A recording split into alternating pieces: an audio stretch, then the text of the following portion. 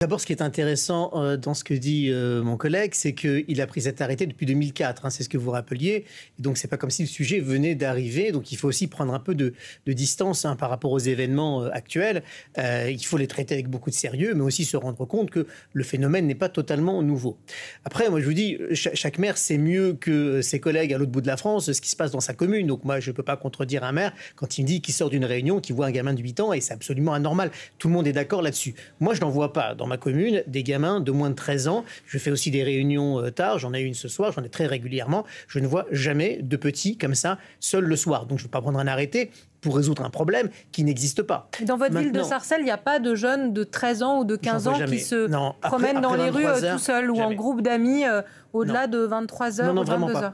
Après, j'ai d'autres problèmes de délinquance. Il y a un sujet qui est revenu et qui est tout à fait sérieux, c'est la problématique de la parentalité. Responsabiliser les parents, c'est fondamental.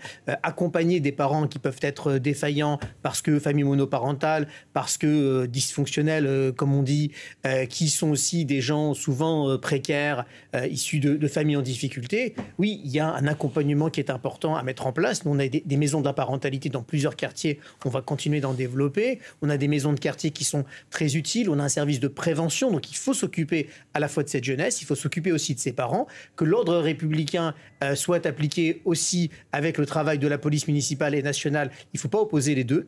C'est un continuum. Le service public de la prévention jusqu'à la sécurité, c'est un continuum qu'il faut mettre en place avec les services de l'État. Mais, monsieur le disait tout à l'heure, il ne faut pas non plus mettre la police nationale en difficulté en prenant des arrêtés qu'on ne serait pas en mesure de tenir nous-mêmes et qu'on reporterait cette charge sur la police nationale. Donc si les maires, là où ils ont pris les arrêtés, ont la police municipale pour les faire appliquer, très bien. Si ça résout des problèmes dans leur commune, très bien.